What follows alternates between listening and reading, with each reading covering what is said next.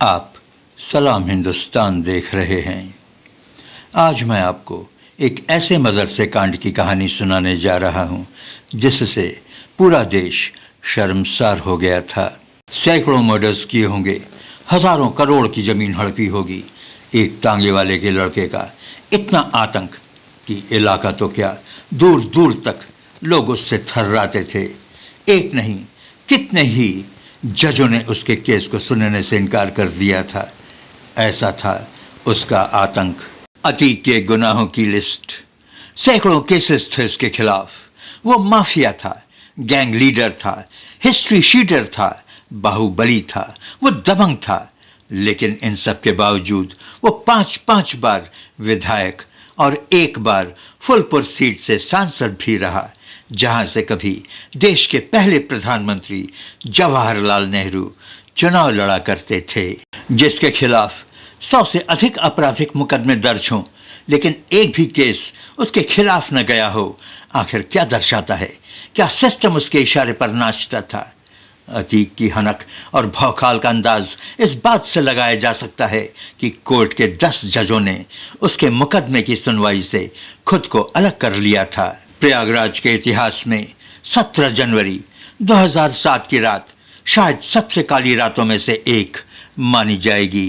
प्रयागराज के करेली मदरसे में रात को 3 बंदूकधारी सिक्योरिटी गार्ड को मारपीट कर जबरदस्ती मदरसे के अंदर घुस जाते हैं और सोती हुई बालिकाओं को उठाकर उनसे अपने नकाब को हटाने के लिए कहते हैं। डरी सहमी सी ये नाबालिग लड़कियां, जिनकी उम्र मात्र 10 से 15 साल की थी, नकाब को अपने चेहरे से हटाती हैं। ये बंदूकधारी राक्षस कुछ लड़कियों से उनका नाम पूछते हैं। उन लड़कियों में से 2 लड़कियों को पकड़कर घसीटते हुए उनको उठा ले जाते हैं। मदरसे के बगल में एक ससुर खेतरी नदी के किनारे रात भर दरिंदों ने दोनों लड़कियों के साथ गैंग रेप किया, उनको नोचा खसोटा और सुबह होने से पहले उनको मदरसे के दरवाजे पर फेंक कर चले गए। इस घटना से प्रदेश ही नहीं, पूरे हिंदुस्तान में भूचाल आ गया था। प्रदेश में उस समय सपा की सरकार थी। इस घटना से सपा सरकार हिल गई थी, क्योंकि उस काली रात को डॉन अतीक के घर जश्न मनाया जा रहा था और सपा के कई बड़े नेता उस जश्न का हिस्सा थे। उन 2 नाबालिग बच्चियों की चीखें पूरे हिंदुस्तान में गूंज रही थीं। प्रदेश की अपोजिशन लीडर मायावती ने आवाज उठाई। अपने काफिले के साथ वो इलाहाबाद पहुंची और उन्होंने सीबीआई जांच की डिमांड की। लेकिन दिल्ली में बैठे यूपीए के कुछ बड़े नेताओं ने इस डिमांड पर ठंडा पानी फेरने का काम किया। अतीक एक बड़ा डॉन था, एक बड़ा गुंडा, एक बड़ा नेता, जिसके सैकड़ों डॉन्स उसके हिमायती थे।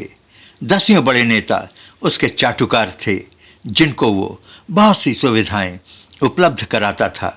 इस केस में अतीक के भाई अशरफ का नाम आ रहा था।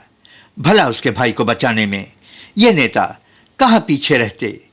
उन नाबालिग बच्चियों की चीखें उनके दिल को पिघला नहीं सकी और असली मुजरिम पुलिस की पकड़ से दूर रहा। ज्यादा हो हल्ला मचने पर पुलिस वालों ने 4 रिक्शे वालों और एक दर्जी का काम करने वाले व्यक्ति को पकड़ा और जेल में डालकर कार्रवाई की। लेकिन अदालत ने उनको छोड़ दिया। उन 5 ने पुलिस पर उनको फंसाने का आरोप लगाया और रेप की घटना के बारे में साफ इनकार कर दिया। अगर उन 5 ने बलात्कार के इस घटना को अंजाम नहीं दिया था, तो असली आरोपी कौन थे जिन्होंने इस कांड को अंजाम दिया?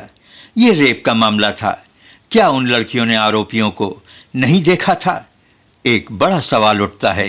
जब उन गुंडों ने लड़कियों को सोते हुए उठाया था और गाली गलौज देने के बाद कहा था कि वो सभी अपना अपना नकाब खोल दें, तो क्या उन लड़कियों ने उन दरिंदों को उस समय नहीं देखा था? सामने मौत खड़ी देख उन लड़कियों ने वही किया जो उन दरिंदों ने कहा। उन लड़कियों में से उन दरिंदों ने 2 लड़कियों को चुना और उन्हें घसीट कर ले जाने लगे। बेचारी वो लड़कियां उन हैवानों के पैरों पर गिर गईं, रहम की भीख मांगी, लेकिन वह दरिंदे उन रोती बिलखती लड़कियों को उठा ले गए और उनके साथ कई कई बार दुष्कर्म किया। क्या तब भी उन लड़कियों ने उन दरिंदों को नहीं देखा? लेकिन अफसोस तो यह है कि फिर भी वह दरिंदे पकड़े नहीं गए। राजनीतिक तबकों में भूचाल आना लाजमी था, जगह जगह धरना प्रदर्शन होना लाजमी था।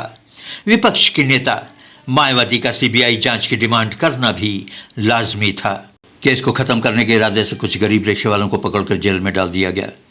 क्या ये अंधेर नहीं था? मदरसा बंद हो चुका है। वो बेचारी लड़कियां कहाँ गईं? कुछ पता नहीं।